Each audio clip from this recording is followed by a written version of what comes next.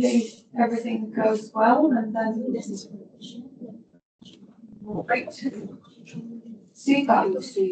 All right, so let's start the session then. The first thing that I want to do is to share the piece of information as to where you find all of these podcasts that represent actually the basis of why I'm doing this masterclass today. So it's called Ace Your Assessments Podcast Series. I have emailed all of you, I think, about it. All you need to know is that it is to be found. So if you were going to home in your learning zone, then you go here where it says communities. You decide to click. Oh no, it's clicked already, sorry, my bad. And it's in the Law Lab, this first tab here. In the success, student success coaches. And the if you go here, this is where all of the student success coaches are. So there are various, but it doesn't seem that much is happening with the other ones for now. So if you go to academic skills, is where you'll find the Montfort Scholar workshop that you might also know about, and the Ace Your Assessments podcast. So you've got here all of the podcasts that I'm doing. I do try to add them to the first years and I think I've done it to the second years as well. I've not done it for the third years. So sometimes I'll forget, or there will be a delay for me to upload the all of the recordings that I'm doing and the podcast that I'm doing for the first years. But this is where you can find all of them whenever I do them, as well as at Ace Your Assessments, a podcast series on YouTube, because they go on YouTube as well. And the latest one was done with 2 students from year 3, and they seem to have a really good time with it. And so you can see the last one. We've got here Gloria and Stephanie from year 3. So you've got, it was the first time that I did it with students, because the idea is to make sure that I get the members of staff to share as much as possible of their wisdom. And when you're going through the titles of these, you can see which one is it that I want to know about today, which one is relevant to me. Maybe health and wellness you want to focus on, or it's feedback, or it's answering problem questions. If that's the case, look at the names, the titles, and then figure out, well, I'll say just look at all of them if you can, if you've got the time. But yeah, this is where you find them. So that was my first task for today. To ask you to at least be aware of where they are. It's not compulsory, it's optional. I created this just over the summer and start hopefully to keep adding to it. Now, because I'm recording this, I hate that I have to be tied to this area, but this is where the microphone is, sadly. So I'm going to try and stick around here, although my natural instinct is to, go everywhere in this room. So I'm going to stick to this little space here. So yes, this masterclass is purely based on my experience of how students respond to assessments generally. And that's how do they approach assessments? Are they serious enough?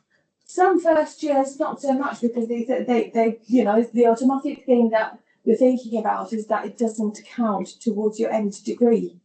But I would beg to differ. Although it might not count mark-wise towards your end degree, it is absolutely crucial to be the year when you try, for the trial and error. So do as much as possible, make mistakes, put the time in. I know it's just the time when you're I'm just speaking like this because it's first, second, and third years in the same room today. So it's nice to have that, why is it that I'm doing the degree in the first place, but I also want to have fun. but just try to strike that balance in such a way that you're not taking away from your capabilities and your success in the future, because the first year counts in terms of the habits that you create, in terms of the organizational skills that you're able to develop. And those habits are the ones that are either going to make you or break you in year 2 and 3. So this is why I make it as clear as possible. And I hope that my first years this year, at least for block 1, because I had them, will have that attitude and understanding that actually this year is important. So let's just take, make the best of it, really. So in this session, what I'm hoping to do with you guys is, I've got an agenda because I want to make sure that we go through everything there is to go through, and any questions that you might have, I'm hoping that you're going to ask of me. We are going to look at both, legal writing in general, but also specifics about problem questions and about essays. But I want to do some activities with you guys as well. So if you do have a laptop or a paper, to write it down, I'll just help you with, paragraph creation and things like that. You'll see when the activities come around. So just to introduce myself, in case there are any students in the room that don't know who I am. My name is there actually. Eleanor Tadoti.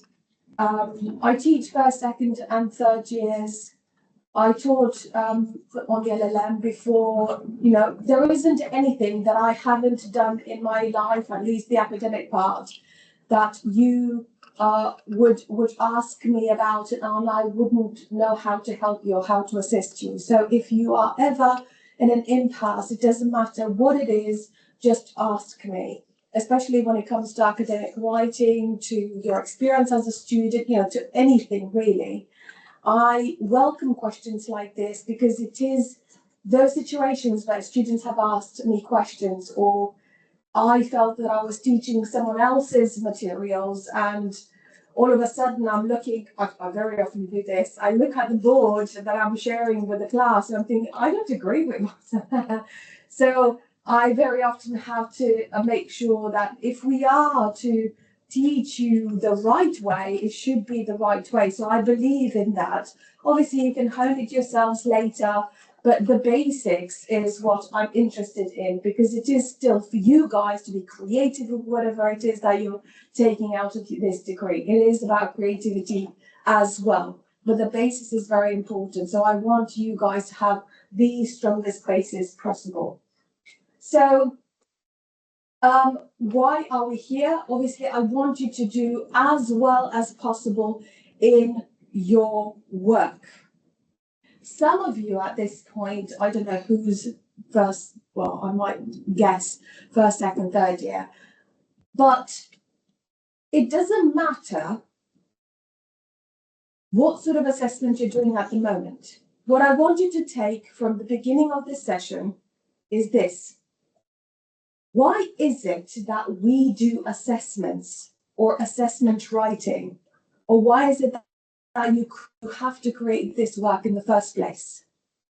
Because unless we understand the reason why we're doing these things, we're just going to, like sheep, just do like everybody else. I know in a sense, we as tutors have to assess you in some way. And I'm sad to say that we're not the sort of university that can create the individual assessment for each person, because that would be awesome. It would be amazing. That's how we should encourage people to do things. But this is law, and we all need to know the law in the way that it's supposed to be, creating that strong basis for you guys.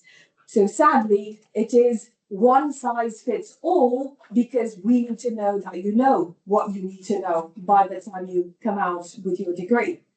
So if it says first class, they've actually got a first class. It's not like, I don't know, what land law is about when you come to the other side and then you got first class. So we need to know that you actually know the basis, that you need when you go into the workplace and to your professional life. So let's just take a step back and think about the value of writing. If your language skills, if your writing skills, if your advocacy skills are not up to scratch, if they're not coming across with confidence, it is very unlikely you'll be persuasive to the other side. It is very unlikely that you will, if we can call it, win an argument in whatever setting you are. It doesn't matter whether you're in a classroom, in the court, or just in a dispute with your neighbor. Your words matter a lot, a lot, a lot. Whether they are said, spoken, in person, over the phone, or in writing. But advocacy skills is not something that everyone wants to go for, okay? But when it comes to writing, I would advocate for all of them because you need all of them. But that's not what this session is about. I wish this session was also about advocacy. Maybe I'll create one about advocacy as well. But when it comes to writing, the reason why we create the assessment in the way we create them and the skills that we want to elicit out of you and encourage you to develop are for that reason, so you get better in your arguments. You understand the need, accuracy. You appreciate the beauty of the language that you speak, whatever that language might be. Because it is in the context and the content and the value of the language that you use that you will or you won't win the argument. Winning an argument doesn't mean that you have to go for, to win money or to win in a court, but it's also persuasion. Winning means persuading someone not to have an argument with you about a certain boundary or a certain something to do with your neighbor, because you want everyone to be peaceful. Maybe you want to help your family go through a dispute like this in their own personal life, because there's no point of calling a lawyer. There's no point for a lawyer in the first place. But you, as advocates, in terms of you doing a law degree, you need to have that skill. Being able to write an email that is professional, write an assessment, because later on, that will be very useful to you. And phoning this it doesn't happen overnight. And I'm not here to create magic within an hour and a half or however long we have together. But I am here to give you the basis. So if you do pay attention to what we'll do today, I am hoping that that will be enough of a basis that gives you that confidence to keep trying on your own work and develop it as good as you can.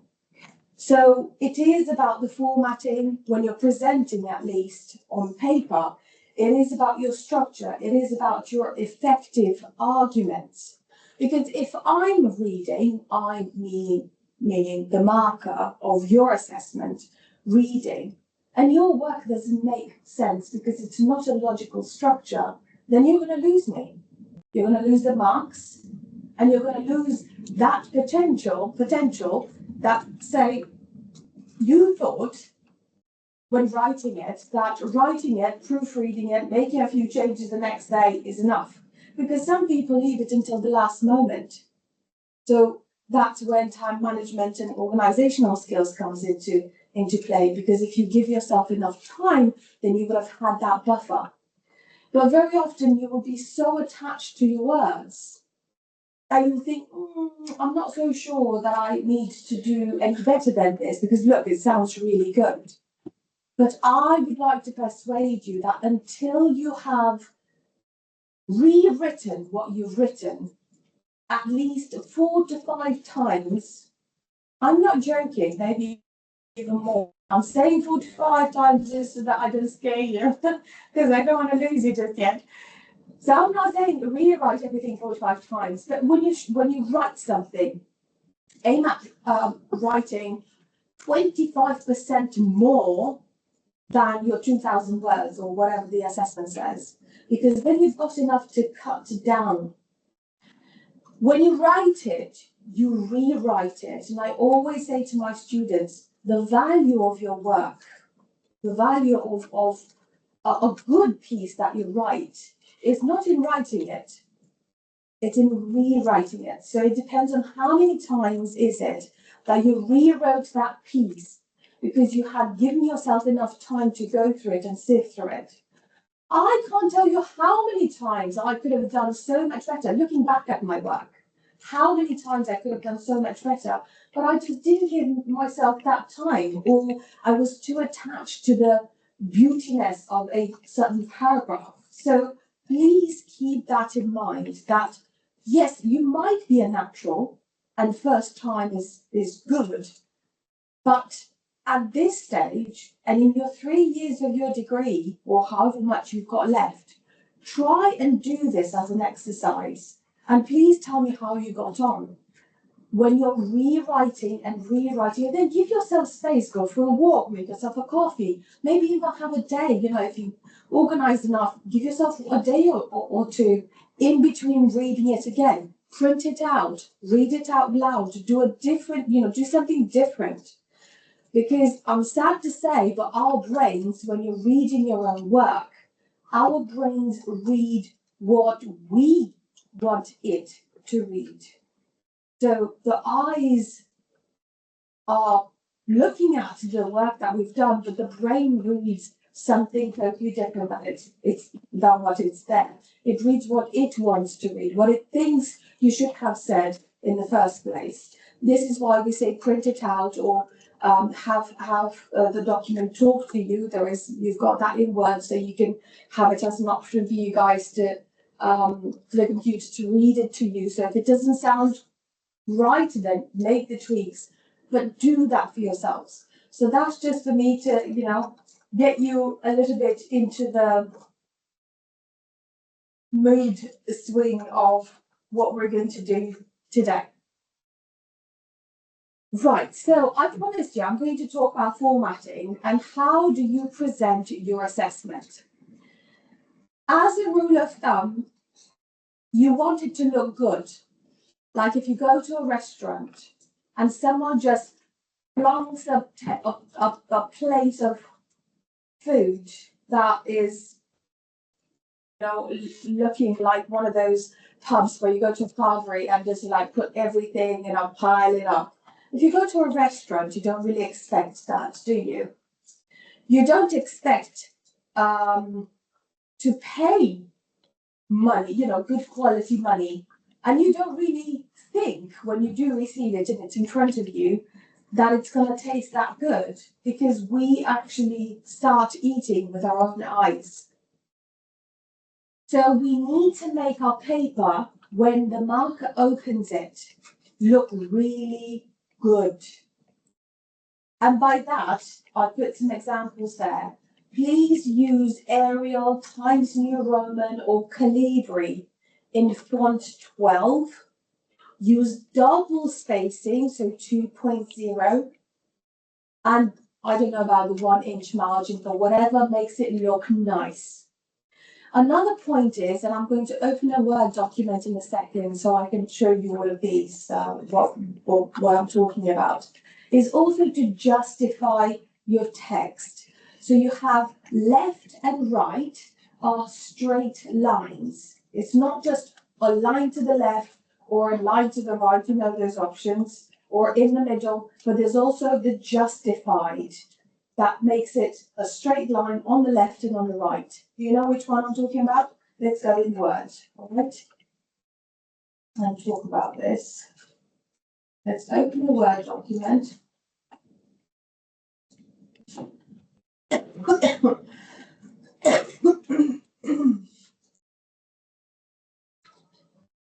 That's how important.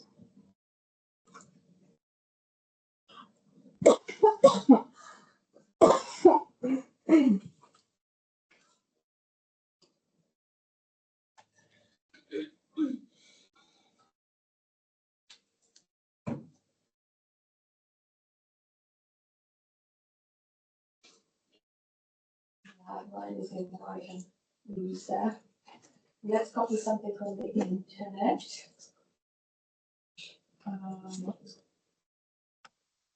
Let's find something on the internet.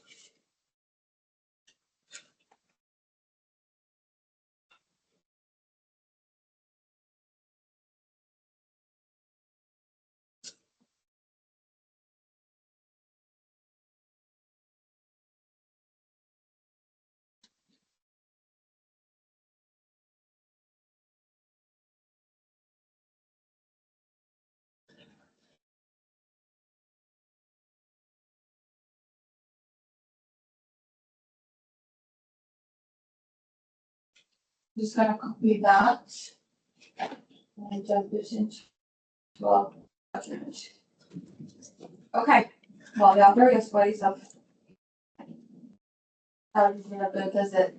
Never mind, I can use it. That's not the point. It's not the contents that I want to worry about, all right? It's how it looks.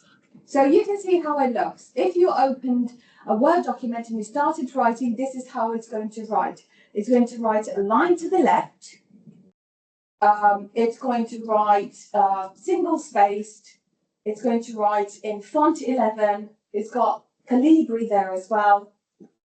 So what I would do to every single student is to make sure, let's change it to something else than Calibri, obviously. Let's go with Arial. Let's go with 12.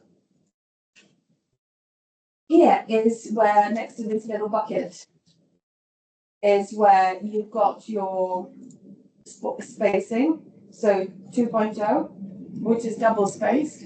And right next to it, to the left, is that justified. So now, I know, forget about the content bit, but this, if you didn't have that red going all over the place, let's just make it conscious. Because that also detracts from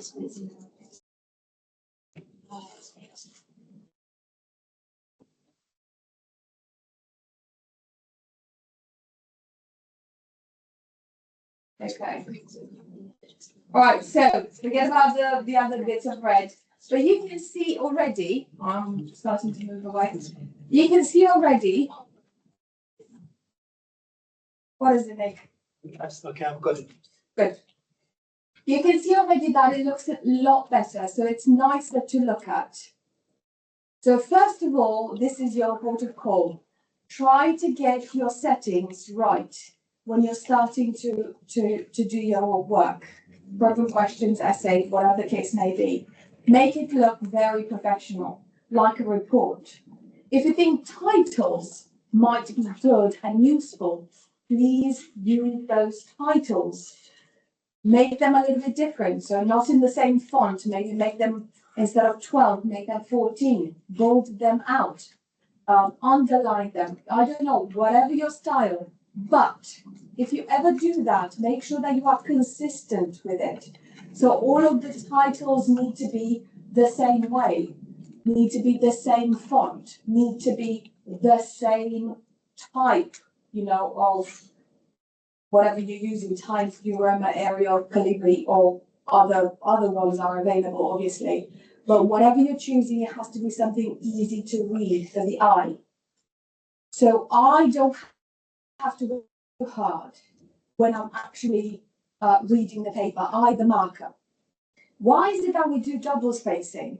Now, in Turnitin, which is what we use to mark your papers most of the time anyway, you allow us that space in between for us to give you valuable feedback if we want to write something about a specific point that you've just made. Now, if you squish it, then you will only allow me to write to the left or to the right of your paper.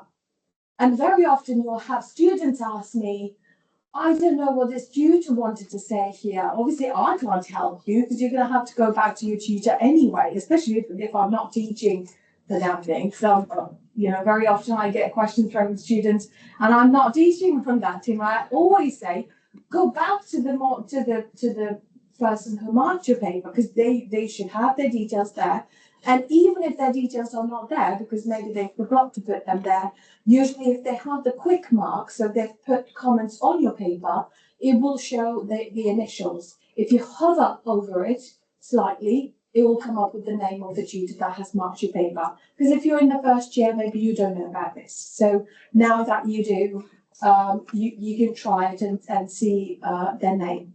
But if you get feedback, go back on that feedback to understand that feedback. What can I take out of it to make it better next time? Now, you're not going to have tutors being willing to read someone else's feedback. You have to go back to the tutor that actually gave you the feedback. But in terms of progression, in terms of making a plan, how to do better, I've got students in their third year that say, oh my God, I really need to, I'm walking up now. I need to get serious with my degree. You might think it's late, but it's never late. There's still time. But it's what you do with that time that matters. So please don't think that feedback is a mean thing. It's not a mean thing. Just do it.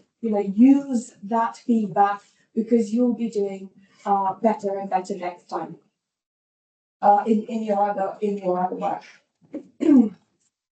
The other thing I want to say about this is that when you're writing a piece, this doesn't apply to everything, but when you're writing a piece, and it's a law piece especially, if you're talking about authorities, you have to make sure, now I cover this a lot in scholar workshops and everywhere else, you've got the recording, everyone should have that recording, at least to know the basics of referencing.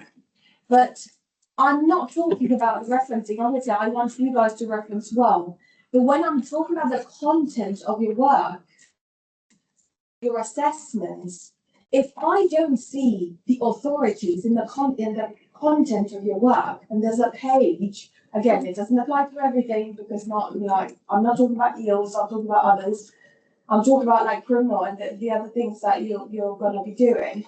When you're writing an assessment or answering a problem question, it is so beautiful to see the authorities popping out throughout your paper. What I'm talking about is that if I have a case, there's a case here, that case needs to be italicized. I'm just going to make it a little bit bigger because it's not big enough, is it? If you're using a case, make sure you italicize it. Okay? These are the things that you don't need this bit, okay? You don't need to put your footnote in case people don't know where to find footnotes. You go here to reference, so you have to make sure that the footnote follows punctuation. So the footnote goes after the punctuation, or after the full stop, or after the semicolon, whatever the case may be. So you go to references here and you click AB1 or AB there, and then you write your reference here, okay, correctly. If you ever write a case wherever you're writing it, unless you're writing it by hand, make sure it's italicized, whether it's in the bibliography, the content of your paper, or the footnotes. Yes, Alex. You're summarising what that authority is about. Is that in italics, or is that we're just talking about the actual case name? Can you ask that again? If you're summarising what about an authority in a case, say in your paper, does all of that summary then you're talking about that authority need to be in italics as well? How do you mean summarising it? So are we talking about when you're telling me about the contents of a case as well? Say there's a long judgment on an authority. Yes. And I'm summarising some of that in my work. Yes. Does that all need to be in italics, or just the case name? Very good question. So generally speaking, you're not going to get a lot of points for using quotations from your judgment. So if you were to extract a particular part of the judgment because it's important, make sure it's absolutely crucial for you to take that out of it. Okay, to take, so for example, if we go here and we say this bit is what a judge said somewhere. Let's take this bit. So this is quite a bit. I would always say don't, because it's too much. But that is quite a bit. So that's the bit that I said, the judge said this. The rule is this: if it's 3 lines or more, you have to set it aside. So in this bit here at the top, in this sentence, let's pretend this was a sentence that I highlighted. This is where you would say, obviously beforehand, before this highlight, you would have said, let's talk about such and such case, and you've already provided me with a reference in the footnote.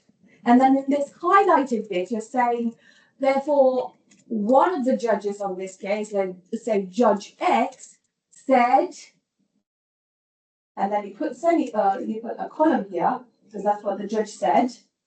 This is what the judge said, okay? Now, because it's 3 lines or more, it has to be indented, okay? So I'm showing you this tab here, all right? Just here on my keyboard. I'm using this tab, which indents the whole thing a little bit. Alice, I'm going to get to your actual question in a second, okay? Small steps. So if the judge said that, then this has to sit on its own. And the rule is because it's 3 lines or more. However, let's say this bit is just 2 lines. So this bit then goes, I don't know how to do it from the keyboard, so I'll just go back here. You can see these arrows here at the top. I'll just go back here, you can see. So it aligns it back to justified, but it aligns those two. And then that would just be in quotation marks. So I'll put that in quotation marks. Let's take that semicolon there. That's the full stop. So that then, would have to be in continuation of that bit. So make sure that there's actually continuation, those two lines. They don't need to be italicized. Okay?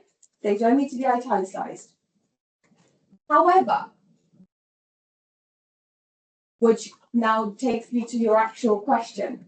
What do I do, or how do I approach when I'm talking about something that a judge had said, but I'm not extracting that quotation, I am paraphrasing. Now, you're not going to get that many points for the fact that you got the quotation in there. It is what you do with it that matters. So we very often say, if you have a short piece, 1,000, 2,000, 3,000, try to stay away from big quotations or quotations altogether if you can. It's nice to use the odd bit, okay? 1 or 2 lines, but don't overly rely on them because they don't bring you the points. Is what you do with them that matter. What does bring points to your paper is when you paraphrase, because you are taking what the judgment has said and you are using your own words to explain what it is the judge has said in that case. And the idea of this is that you're going to demonstrate to your reader, to your marker, your understanding of it. And obviously, straight away, you're also going to apply it to your scenario or whatever argument it is that you're trying to convey. Because maybe your argument wants to say, all BMWs, I've just saw one, that's why all BMWs or all grey BMWs look amazing. Okay, is the gist of what you want to say. Clarity, therefore, is very, very important. So when you're using what a judge has said, you might not want to use the clarity in the same way, because the judge maybe has said that all BMWs have really good engines. Or what did I say that BMWs are? They're amazing. Let's say I said they're amazing. That's it. They're amazing. But the judge said that the engine runs well, that the dashboard illuminates, and it gives you the sense of, let's get poetic about BMW.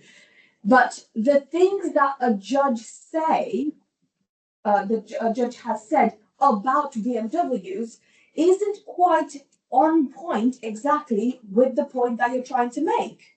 Now, that is why we want that information anyway, because elsewhere a different judge may have said different things altogether to what this judge has said about BMWs and the way they work.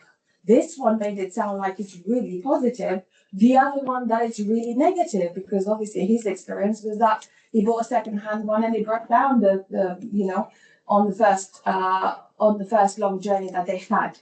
So this is the point at which we are using these contrasting things to argue or to analyze whatever's available out there to get to our point. Grey BMWs are amazing. So it's how you use the information out there to your benefit, because by the way, guys, it's not as if I'm going to say, you shouldn't have used this judgment, you shouldn't have used what this other judge has said, unless it's irrelevant. Obviously, we are going to say that. Why are you bringing this judge into it? He's not talking about BMWs, he's talking about Fords, if that makes sense.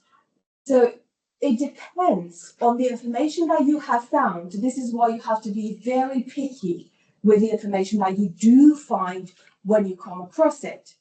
You can't go into a topic, okay, because this is what it boils down to, let's put it this way. You can't go into a topic, and because you have a problem question on that topic, you're going to just give me the topic knowledge. No, you have to be very selective of the things that you choose from that topic and what is relevant for your problem question.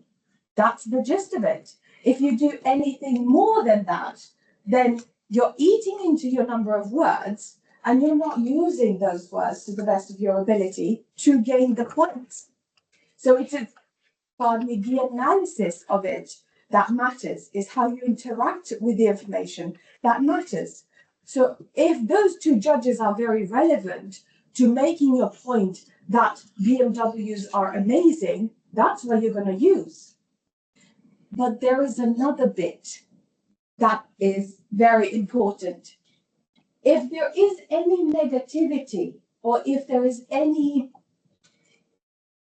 information out there, perhaps from a different judge, like I said, that has a totally different and a negative position on BMWs not being amazing at all, you could also use that information and look into the root of it as to why they said that in the first place. So you could even use the negative bit that they said to your advantage to then turn it into a positive, to say, yes, they did say this negative thing, okay?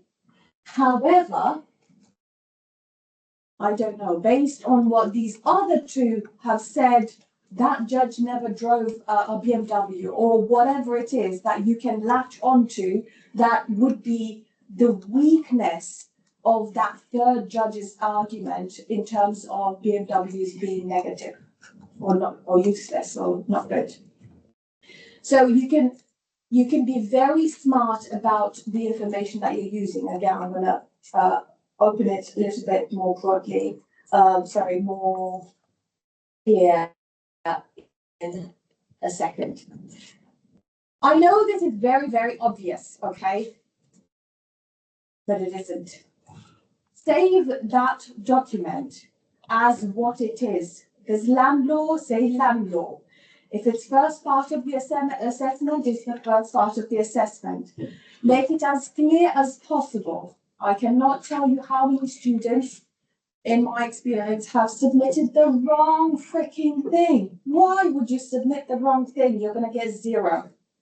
And there are so many students, even, first years especially, that have submitted the wrong thing. And they thought they submitted the right thing, and they said, what do you mean I got a 0? That's why, because you didn't submit. So, sad to say, but instructions are so crucial. You have to make sure that you study your problem question, that you study your assessment brief, that you submit the right thing, that you check when you're submitting that you are clicking on the right thing. That's when, for me personally, the anxiety kicked in.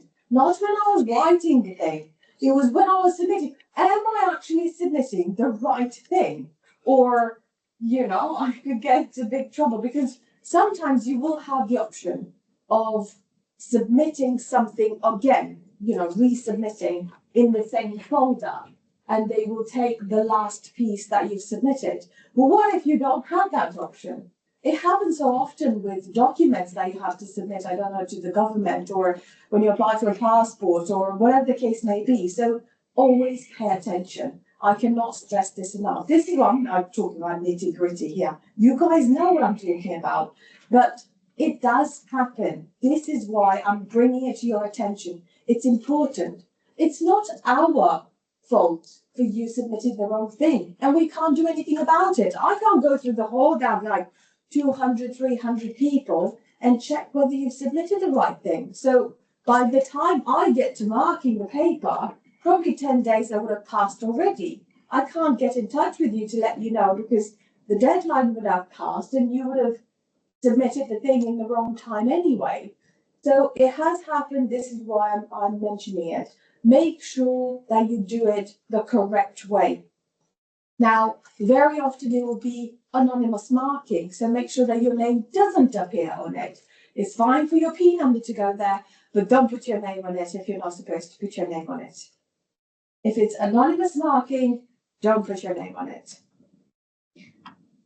But many people will do. Anyway, so I'm just, again, making sure that I bring this to your attention. Now, you should always have a submission checklist as well. This is useful to make sure that you have not necessarily a title page, because maybe that's not relevant for you. If it's a problem question, all you need to know, or we need to know, is that you're starting. So just start it. That's what matters. Don't hang around, tell us this big introduction. No. If you need to do, I'm going to tell you about problem questions in a minute, but if you don't need to do a big introduction, don't do a big introduction. Just do whatever is necessary to fulfill the requirements for that particular piece. Don't be afraid to ask the tutors. Ask the tutor, what sort of introduction are you looking for? I know, it might be a no-brainer. Every single tutor is different. But when the piece of information is provided to you and you've not been able to grasp it from the information brief that you were given, you can ask questions. Other people will benefit from the answers to those questions as well. So please make an effort to ask questions if something isn't clear. And for God's sakes, put page numbers on those pages. It doesn't cost you anything. You just go into Word, insert page number, wherever you want that page number to be, but it's always a good approach. If you then print it out to read it out loud, to proofread it, at least you know which page is which, and you don't faff about. It's very simple and very straightforward. Again, it adds onto the professionalism that you are creating within this piece. And I mean, proofreading is a no-brainer, so I'm not going to talk about it much. Now, who here is not familiar with the IRAC method? So put your hand up if you're not familiar with the IRAC method. Nobody. So again, What it stands for is that you have to state the issue clearly, because, oh, I should take a step back actually. I always say to students, before you do your work, before you start your writing process, have a study buddy. Have someone that you talk to with about the assessment. Make friends with someone who actually turns up to sessions, because very often people don't turn up to sessions, so you don't really get the benefit of it, because if you're to call them and say, hey, how was the seminar today? Oh, I don't know, because I didn't turn up, then that's not going to help you. So my suggestion is obviously you be diligent and be there in the first place, but also pair up with someone who can help you, further your degree. The discussions that you have with them and so forth will help you develop your understanding of the law. But in terms of each individual assessment, speak with them about the issues uncovered by yourself when you are studying the problem question, for example, because we're talking about IRAC method. Speak with them about the issues that you found, because they might have found more issues than you, or they might have found the wrong issue. Sometimes if it's just you by yourself and you're within your brain, and by the way, we are limited, this is not, I suppose in a sense, it's a good news and bad news, but we are limited by what our brain can do. When you get together with another person, you're opening up, those neurons are starting to sparkle in a different way. And you're helping that neuroplasticity in your brain as well to be fed by the ideas of other people, which is very valuable in helping you see the world through other people's eyes and appreciating it from a different perspective. So you need as much as that as possible. Therefore, my point is if they got something wrong and your colleague thinks that it's 5 issues rather than 4, listen them out. Maybe there is a 5th issue. And if there isn't, maybe there is something to it that you could bring out in the actual argument when you talk about things. So why not take advantage of the discussions? So when you talk about things, that is not plagiarism. You have to, as much as possible, get into the practice of explaining things that are of a legal nature, because you are lawyers. There is no way you're going to come out of this without a law degree if you get a law degree. So you will forever have a law degree, whether or not you're going to practice. And everyone will look at you knowing that you know something about something. It's not a small thing to have a law degree.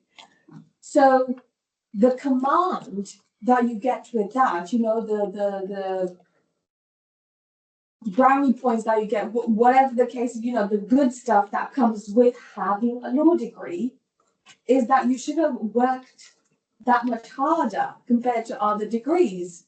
We should think, that's the argument you would say. This is how we judge each other. When you hear, oh, they're doing law, like, oh, wow. So own that, because it takes a little bit of becoming and a little bit of hard work to actually get there. So when we're talking about problem questions, unless you are sure that the issues that you have identified are the correct ones, don't run with them yet. But when you've had a chat, when you're confident that you know what you're talking about, then you can draw a skeleton argument, a skeletal, mind map, call it whatever you will, about this thing that you're going to tackle, this problem question. And each issue should be, on its own, either with a title, I don't know, whatever the tutor says. If they say no titles, don't use titles. Oh, but Eleanor said, well, I'm just holding a masterclass. What do I know about the individual assessments? I only know about my assessments. So make sure that you alter your potential and your presentation and your content to what that tutor wants. Okay?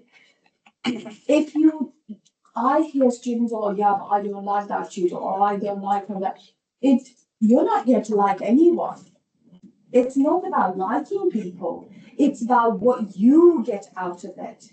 And the more uncomfortable, the more challenging, the more discomfort you feel, I shouldn't say this, but it really is like that, the better it is for you in terms of growth and change.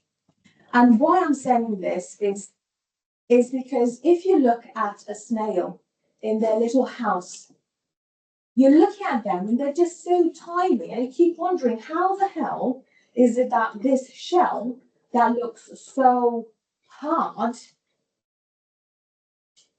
is not uncomfortable to you, because you know when you're looking at the snail, they're just so squidgy, okay, themselves, their body. But the shell in which they go, it's really hard to protect them. Now, the discomfort created by that little house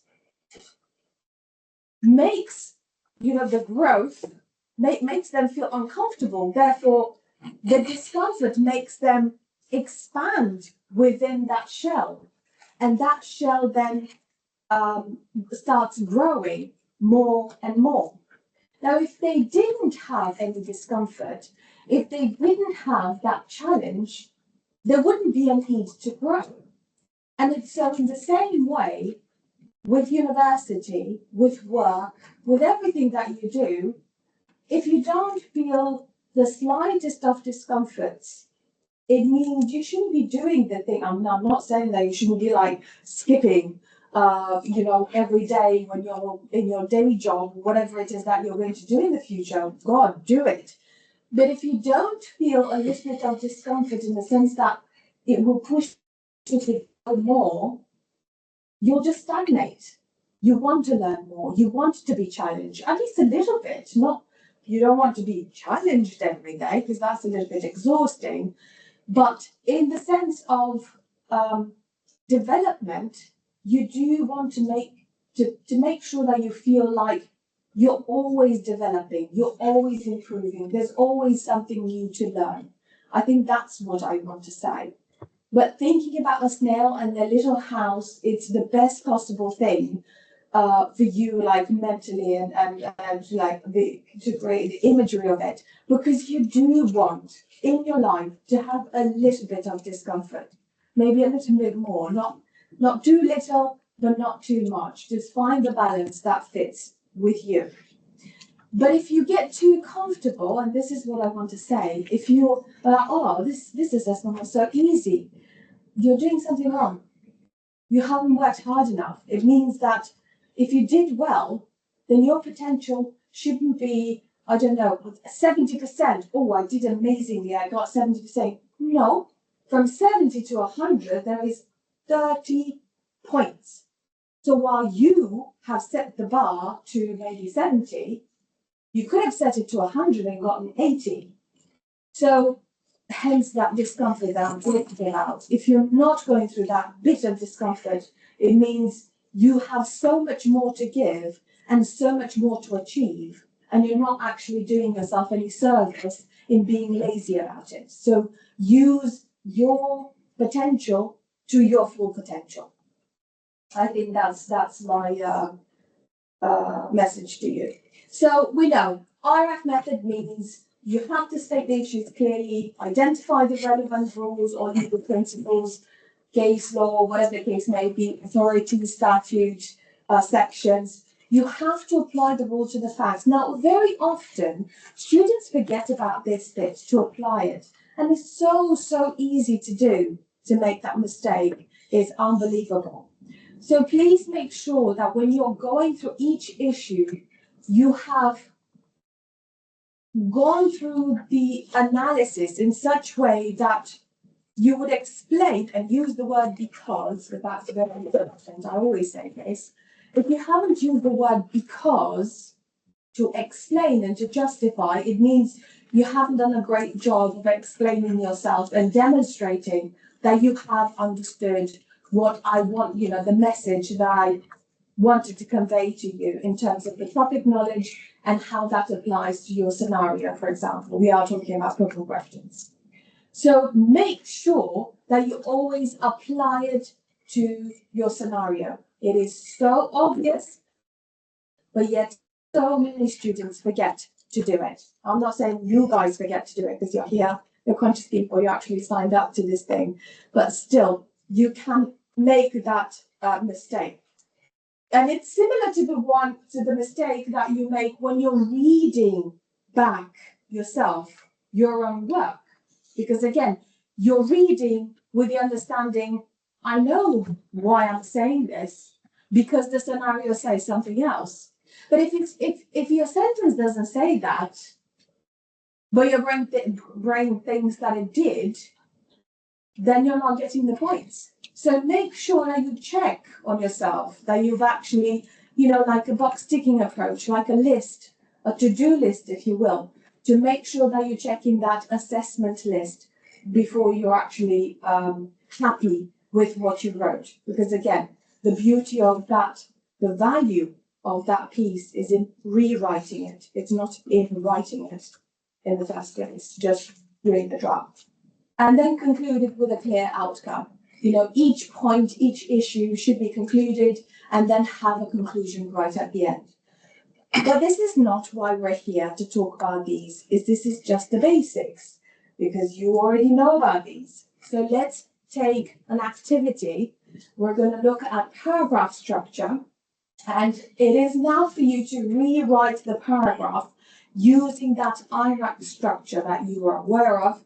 So use this paragraph on the right, write it down however you want to write it down, and see how you can make it clear in that IRAC manner, or with that IRAC approach. You've got 5 minutes.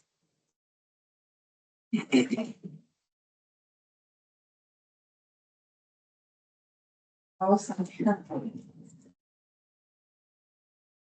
I could read it if you want.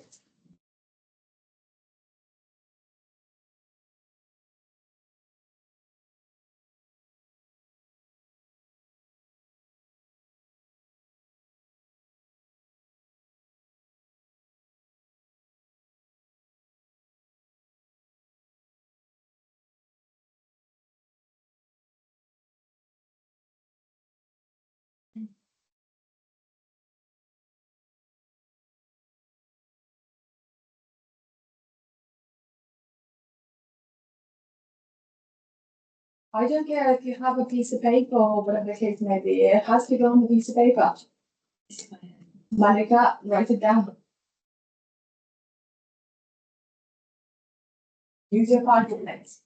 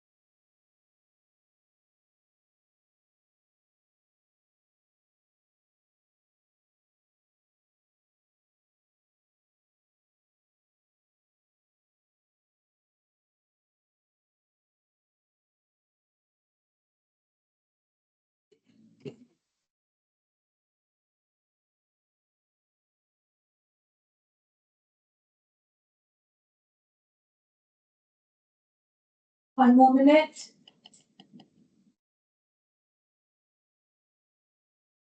Alright, finished.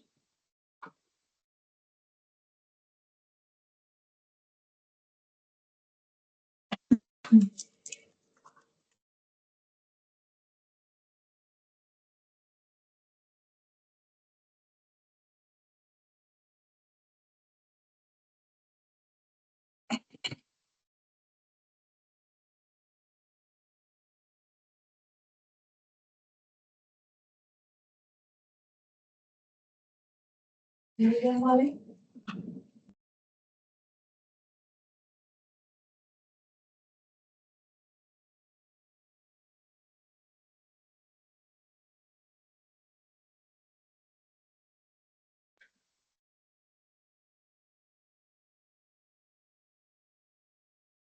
Is there anyone that hasn't signed their name on the sheet?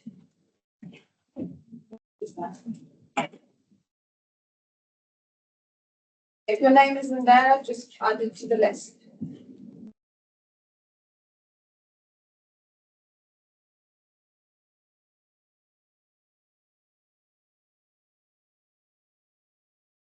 I will try to provide you with further information after this session.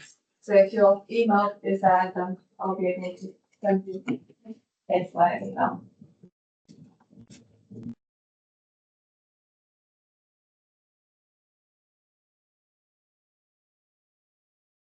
And obviously, if you have to leave at past, then do so. But I'm going to be here for until I finish. Yes. I want a pen.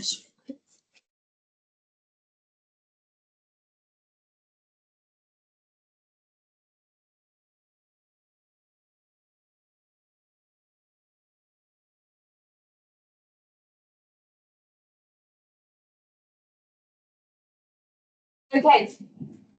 So let's hear you, Malika, because you're on your phone. Judges often struggle to distinguish between these two legislations, which creates inconsistencies in rulings. And in criminal law, the definition of intention is essential. Oh gosh, you always do this. Like Alex can't hear you. However, intention is sometimes. Start again, Malika.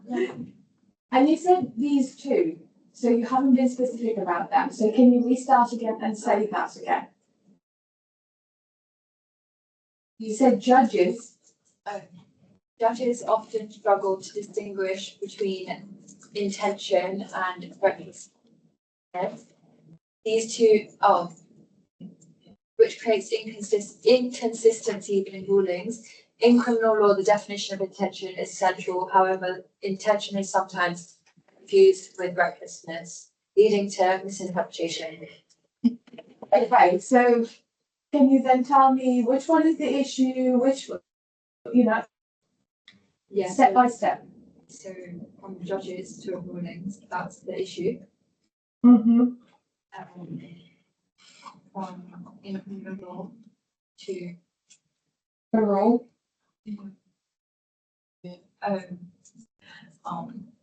In criminal law, the definition of intention is central. That's all. Okay. And then the last part is the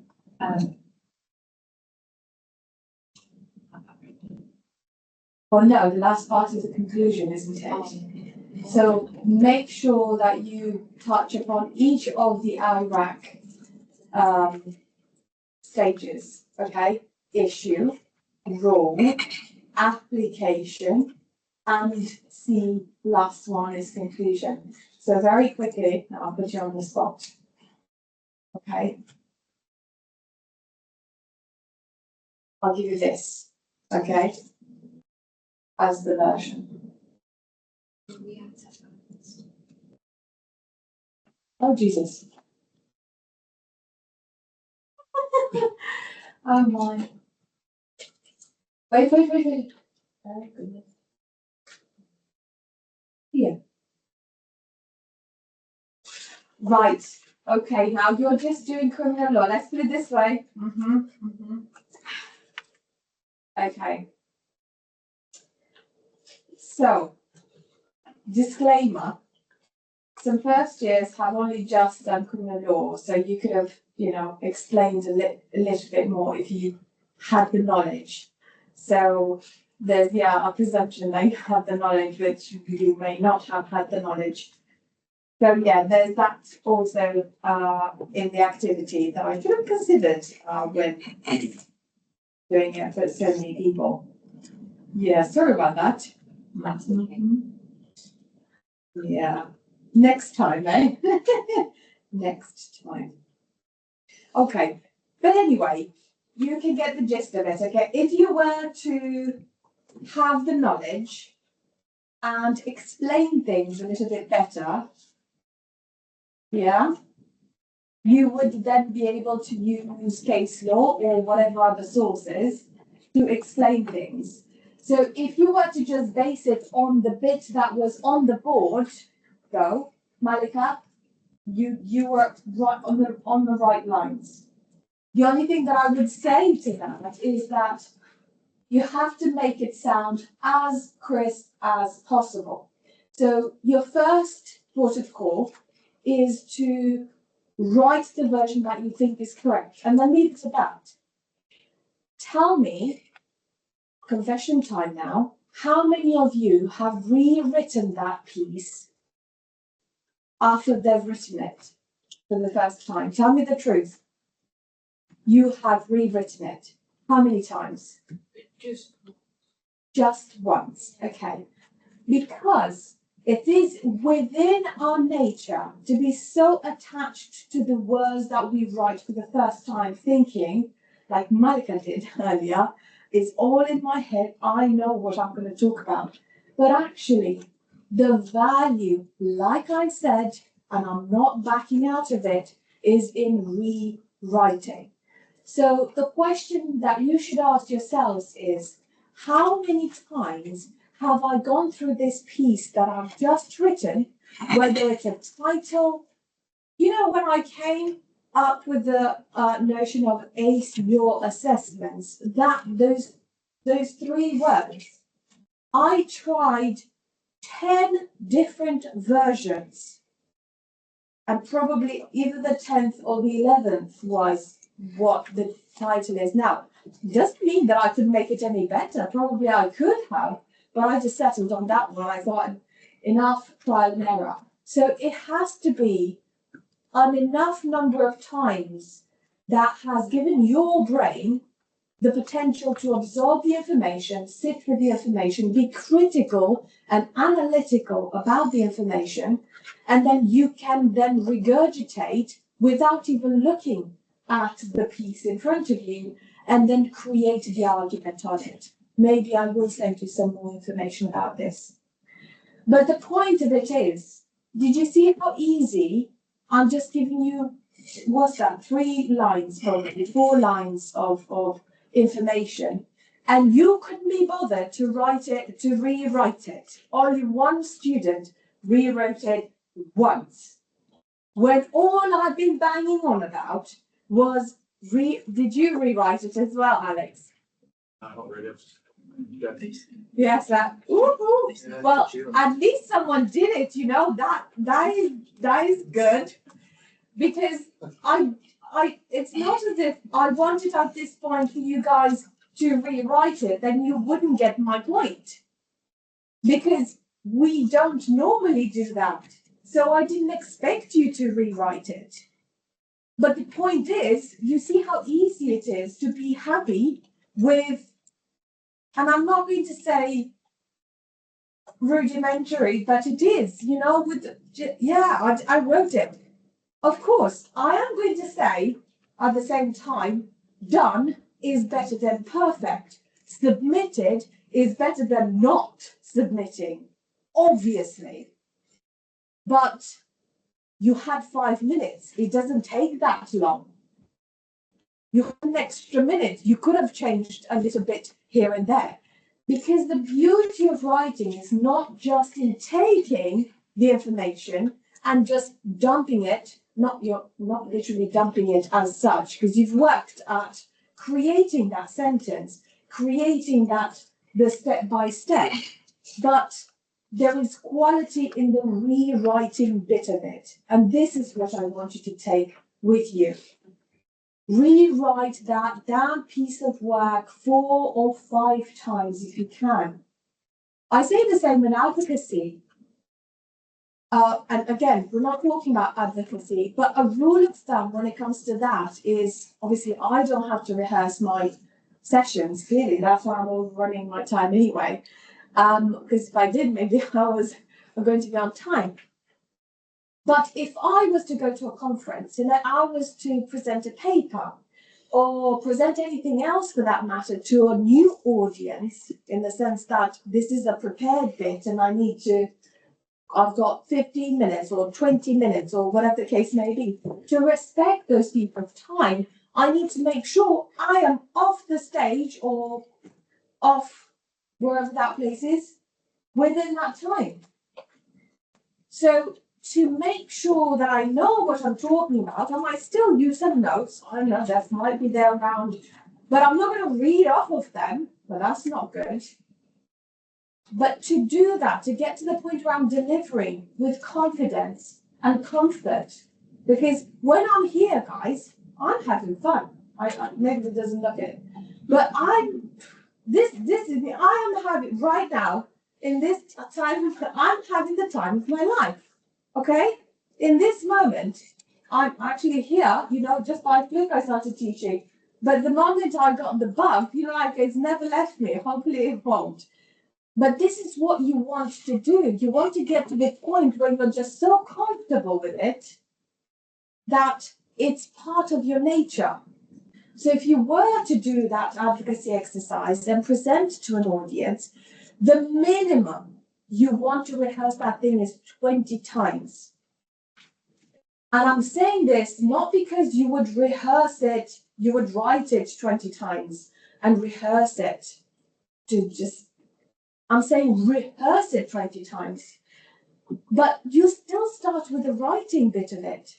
So if you haven't done a very good job in writing that speech, in writing that presentation, to make every single word count, because this is what I started with. I said to you, it is all about finishing your law degree and being persuasive. Winning arguments without winning necessarily, but knowing your strength is in your words, in your writing those words and what those words represent.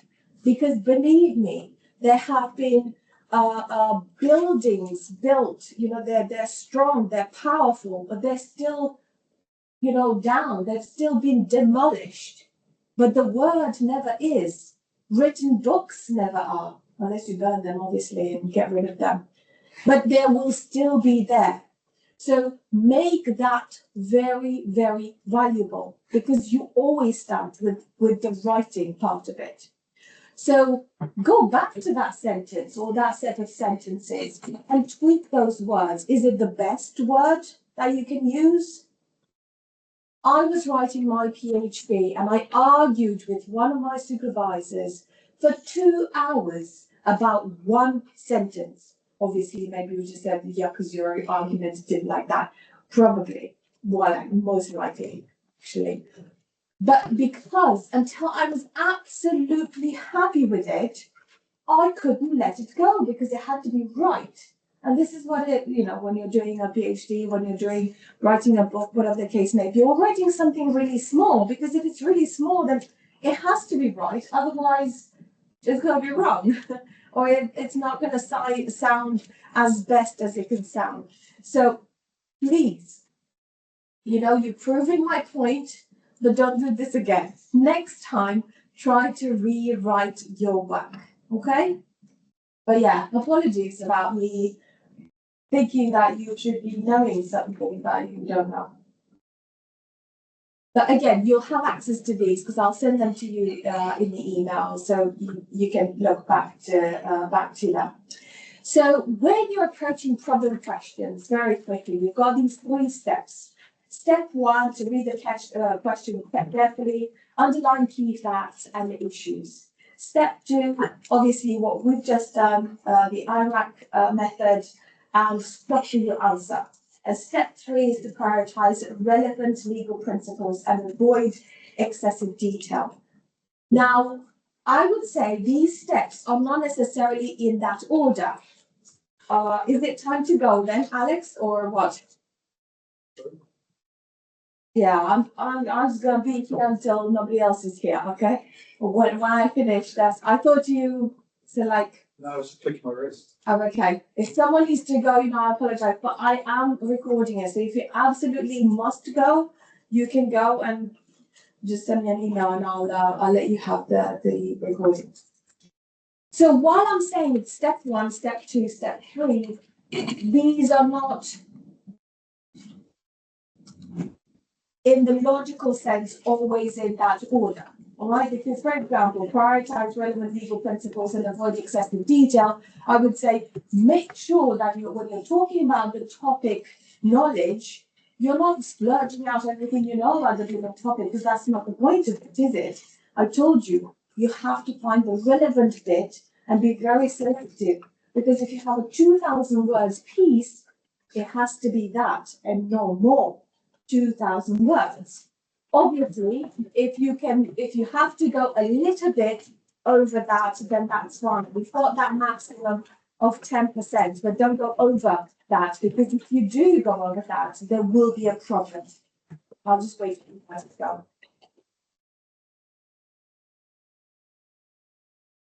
Debbie, are you going to start? No. All right. That's okay. So like we said, with step 1, it's absolutely crucial to study that question, to understand the problem question and be able to explain it to someone, 5-year-old, 10-year-old, and they would understand it. If you can't explain it like that, or if you can't teach it to someone, then you haven't understood it properly. So the challenge sometimes might be that you have to make sure that you understand what you're going to tackle. What is it that you're talking about? Am I identifying the right topics for this particular problem question? So study the question as much as you can, very, very carefully. I can't stress that enough. Because as I said, sometimes you'll find an issue, and if it's the wrong issue, you will just continue with the wrong issue, and then you're not going to get points for it because it's irrelevant, and it's not relevant to the point that it's going to make any difference to the mark that you're getting. And you're using valuable words, because this is why you've got the restriction. You're using valuable words for that particular thing. I'm not going to go into IRAC. So yeah, prioritize the relevant principles to avoid excessive detail. Again, that goes with your number 1, if you're restricted. So make sure as much as you can that you're putting the very important information. So this is when I'm talking about rewriting your work. By the time you've rewritten it twice or 3 times, say 3 times at least, you should even put it away and restart your plan, restart it. If you restart it, usually your brain, so like don't look at it. Just do it from your mind. If you can restart it again, it means your brain has crystallized what you have written in those 3 versions and is now working up the juices of making it so much clearer and crisper in terms of sentences, in terms of structure, in terms of what it is that each paragraph should be dealing with, because paragraph structure is absolutely crucial. So what I can say about paragraphs is this: you have to create a sandwich technique. This goes with everything that you do, really, but paragraphs is what we're going to focus at the moment. In a paragraph, the first sentence should tell me what you're going to tell me. Absolutely always. If your first sentence tells me what you're going to tell me, then you're setting the tone to what that paragraph is going to contain. But also my expectations are going to be created for what I'm going to read. So you're not only signposting me, but you're also informing me or telling me a short, headline of what's coming. Also, the last sentence of a paragraph should tell me what you just told me. If you use that technique, you know that whoever's reading it has a clear idea of what you're going to say, what you're going to cover in the paragraph, and then you're not going to let them go without summarizing very quickly with the last sentence what it is that they've just read, because that's the one line conclusion. That's what it, each paragraph should have that one line conclusion. Now, that one line conclusion could also just very slightly extend into what comes next. So you're going to tell me with that last sentence what you just told me. So I'll say, this is what I've just told you.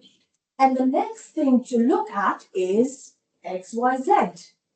So then I know at least, that the next paragraph is going to tell me something about the X, Y, Z. And the first sentence of the next paragraph is going to be something to do about the X, Y, Z. And the content of the paragraph is going to be about the X, Y, Z.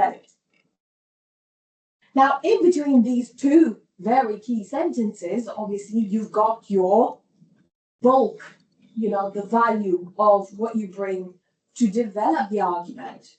So when you are dealing with creation of paragraphs, one rule of a set of rules that you can keep in mind is that are these. Try to focus on one or 2 points, ideally 1 point at a time with each paragraph. But if 2 points are interlinked or 3 points are interlinked, then do that. You have to be the judge of that. So each middle of the paragraph should focus on something, on a subject matter. The way you develop then that paragraph is that you're supposed to be focusing on developing the argument. So again, a smaller version of that IRAC approach. What the issue is, what the rule is. But I'm telling you guys,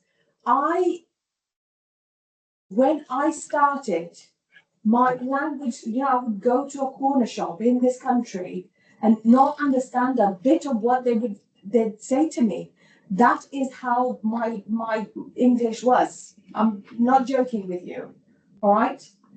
So when I started my law degree, I was looking around everyone, not, realizing, oh my God, everyone is so, they already know statutes and sections. Now, I freaked out because I was the only foreigner, and I'm thinking I'm struggling with the language, plus I'm doing law, which in itself is a freaking new language. And when you're talking about the individual modules, they are their own language in themselves. So probably because I knew my weaknesses, that's why I worked extra hard to make sure that I actually understand the damn thing, reading chapters 2 or 3 times just to get used to the language and just to get used to the notions. But it is those buzzwords that I always say to people, it doesn't matter what module you're doing, because usually you will have new buzzwords with each of the topics that you're learning. Those are the things that you must use when you're writing your work. So if within that paragraph, the way I was thinking is obviously I thought to myself, what is the best way to make sure that you can, I can say it now because I created the title in the sense, Ace Your Assessment, because I wanted to do well. And I approached this very mathematically. So for me, it was, yes, this is a language, but there is a way. So there is a way, there is a code. It's as if I felt that there was a code with each of these assessments, and there is this, I'm giving it to you now. If you do it like this, and each of the issues is dealt with in that way, there is no way I'm not going to ace it. Seriously, You have to want to fail. You have to want to do badly to after this. I can't, yeah, I don't know what else to say, seriously. Because if you treat it in this mathematical way, and each of these paragraphs take that IRAC approach, there is no way you're not going to tell me exactly what I need to know with each of these paragraphs. And then you're focusing it, you know? And then the logic of it, as I said, sadly comes with the rewriting. So I'm going to just rest it at that because I've said enough about rewriting your work, but you got the gist of it. So let's do another one. We're going to focus on a problem question. And now let's identify the issue, the rule, the application, and the conclusion, please.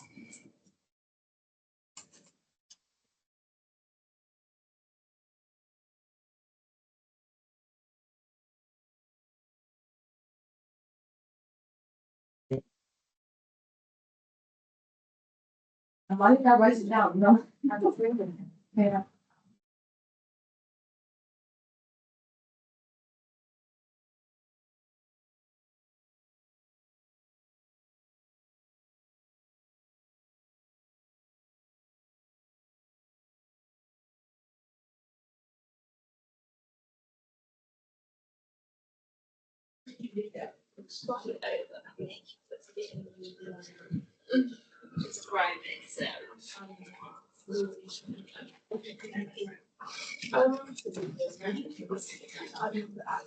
Where's the door? What are you talking about? Yeah, from my landlord. Yeah, that's how we did this morning. Landlord. Okay. Yeah. It's not. No.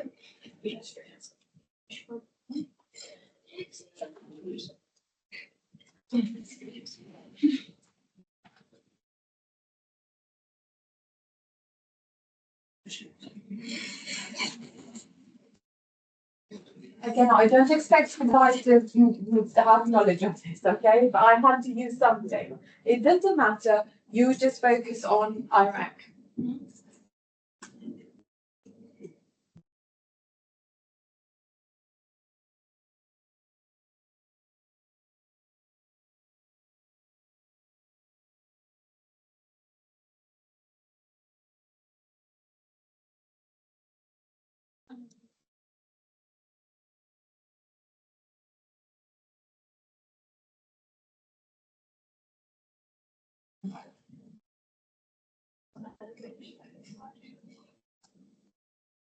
It's in box.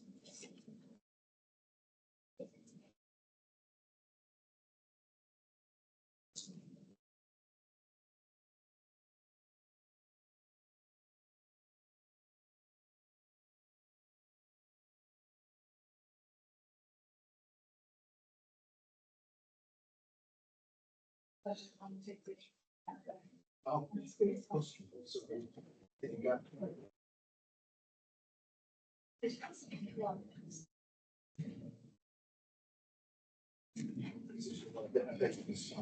last one. Why am I taking from the back and going to the front?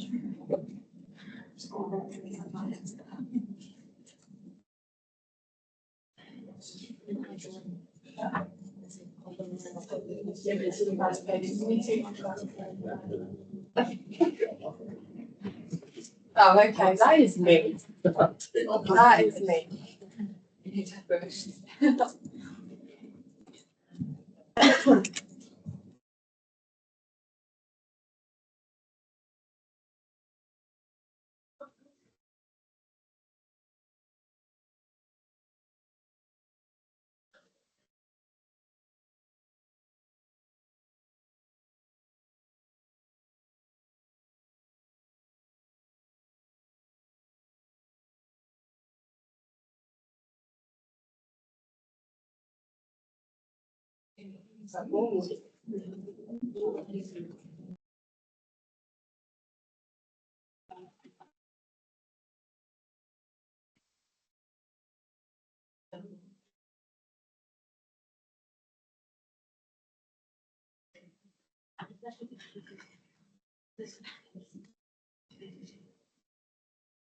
Okay, who wants to venture an option there? For our approach? Alex. Okay, I haven't finished it, but I'll give it. you haven't? Nearly, but I'm not. I know, I'm only giving you a very short space of time, it's just that, I'm conscious of time, and I know you can't be here until 9 o'clock at night, you guys need to go home. I need to go Do we home, have left? I'm joking. He's like, oh my goodness, I should have done like half an hour ago. No, not that long. Not that long. I'll tell you in an hour. I'm joking. You're actually not joking. I am joking. I am. I promise you. Yeah. Well, I mean, I'm having fun. Okay, let's hear Alex. If you want to, obviously, Issue liability of Sarah to law of negligence. Rule on negligence laws or road traffic act, careless driving or without due care and attention. Mm-hmm. Application, I've got to, while Sarah was driving, she hit a pedestrian. At the time of the offence, the weather was foggy. Sarah was over the speed limit by slightly. That's what I've got to. Okay. Well, I'm happy with that, but let's look at a model answer. Did you? I just said whether Sarah will be liable. Okay. Yeah, are you happy with this? I couldn't hear it. Sorry? I couldn't hear it. You can hear it. No, I couldn't hear it. Are you happy with this? What, Yes, with yeah, that? yeah. Yeah, okay. Good.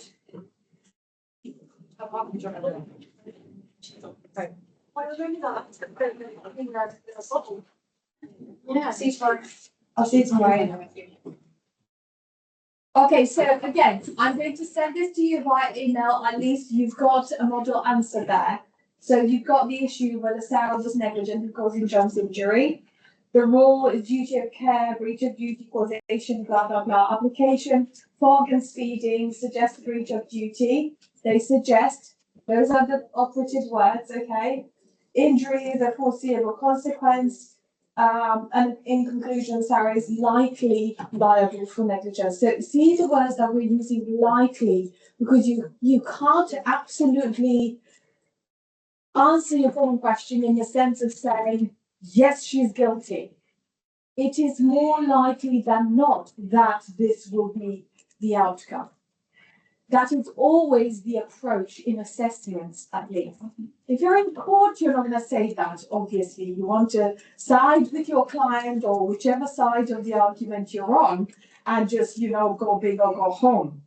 But when you're writing assessments, your knowledge comes from the ability of having slight flexibility, because all of the scenarios that you are going to get are not going to be so finite.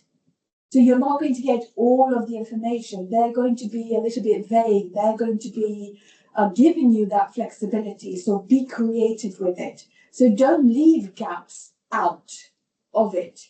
Try as much as possible to give that balance as well, to say, if these other conditions are met in terms of, these issues, then this would be the outcome. However, if this is slightly different, then a different outcome would be the case.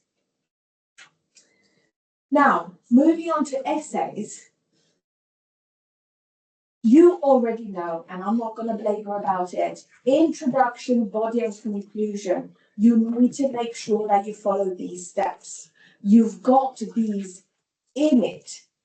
Introduction in comparison to a problem question in an essay is a lot bigger, because you're telling me, you're setting the scene with your introduction.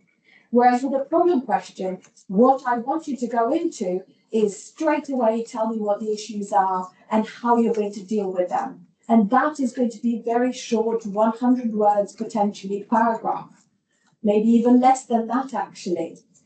When you're doing an essay, no, I meant problem question. When you're doing an essay, you might have a lot more content in your introduction. However, the rule for the introduction for an essay, for anything actually for that matter, is that you write it at the end.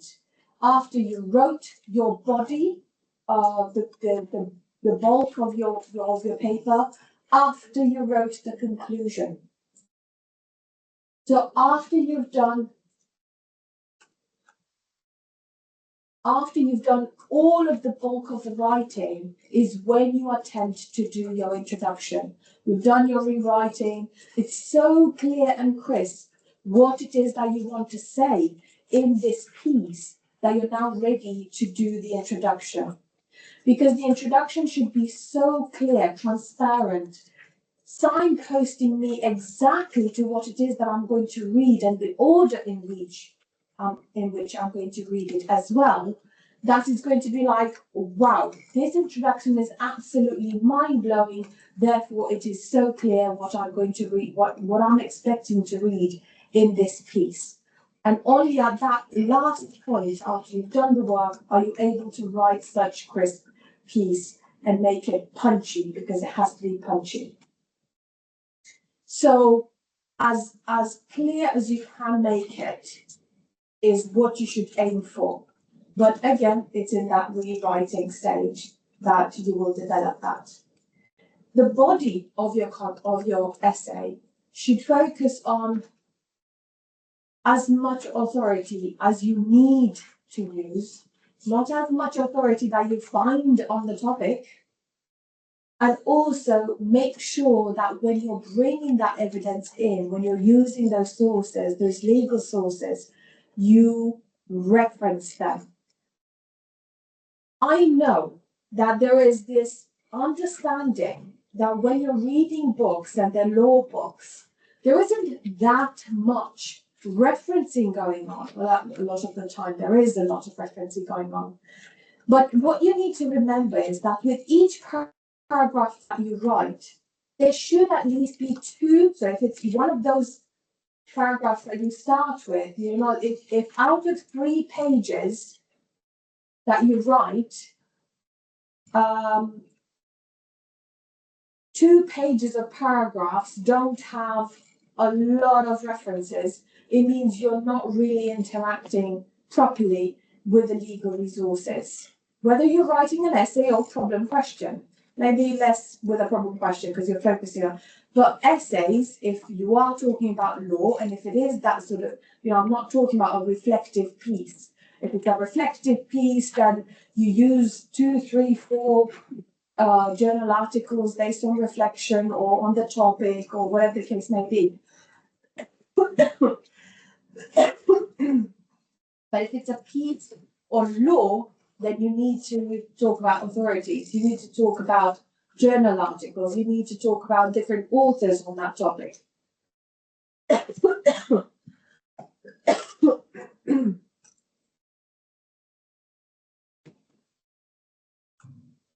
And the no-brainer is the conclusion part of it. So you need to summarize.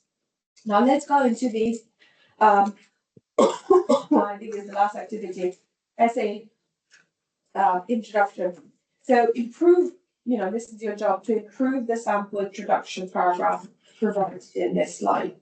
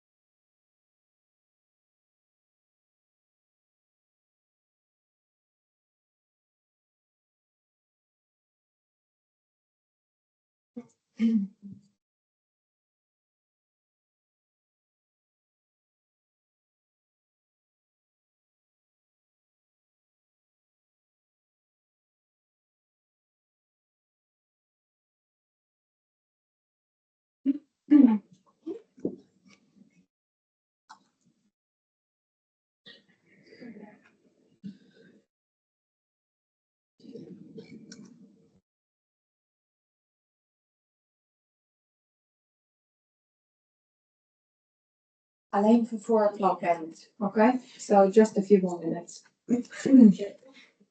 Now, someone is leaving. Are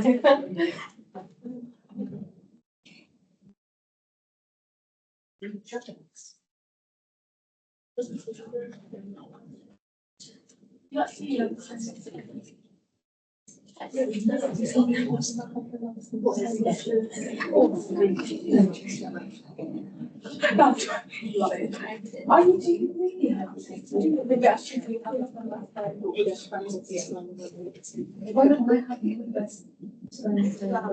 No, it's a hard because thing to do. It's really weird. And why would it be? I also want to do that. I do what she said. And just all this on you.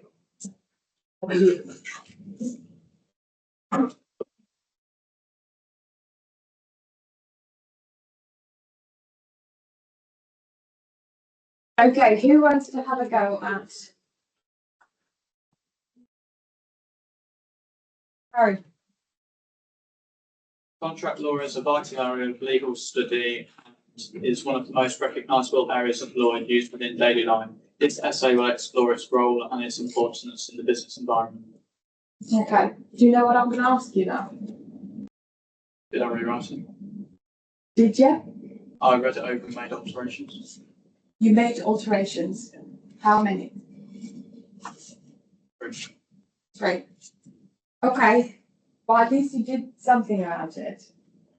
And I know that this is the wrong, you got the gist. You're probably not going to do it today, but hopefully you will do it next time when you're doing an assessment and you will rewrite whatever it is that you're writing. So this is the model version, obviously. As many people as we are in this room, as many versions you would have. So this is just one version for you guys to look at.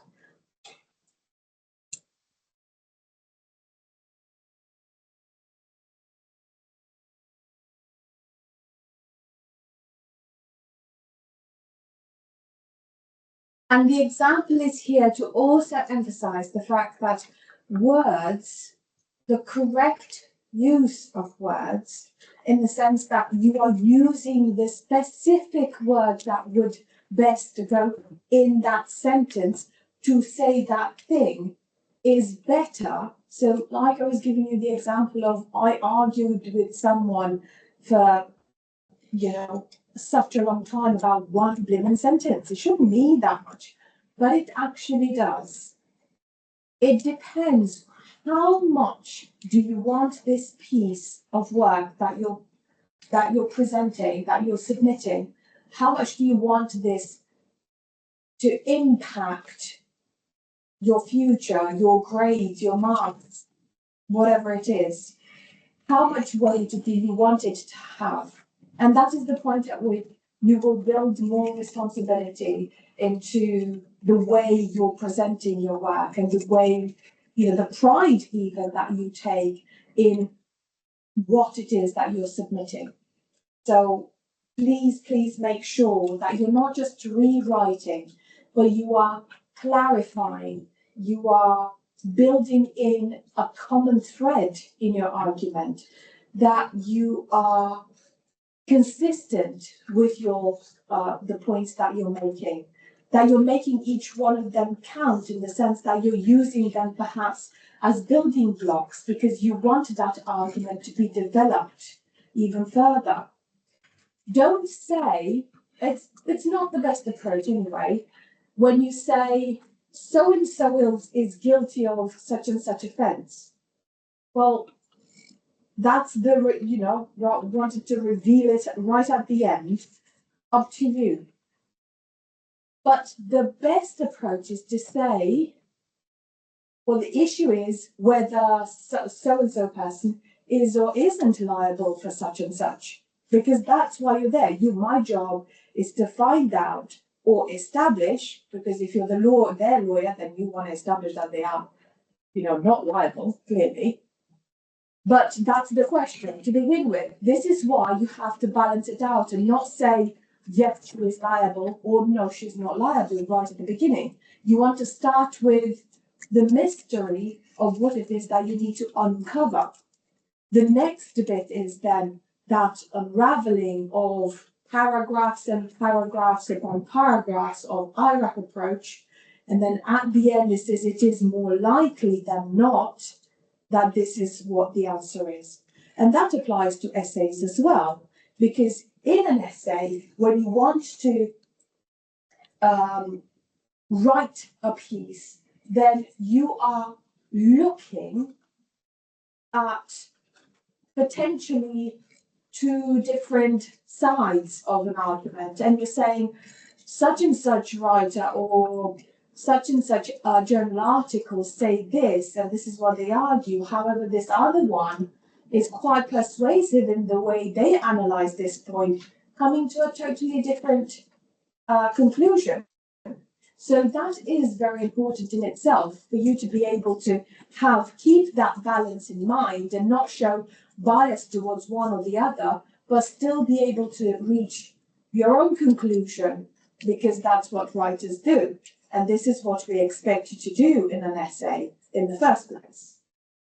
So a few tips on top of what we've talked about, because again, I promise I'm going to make it quick now, is time management, which I've already talked about, because I want you guys to have that rewrite time, and I want you to have that buffer before you actually need to finish to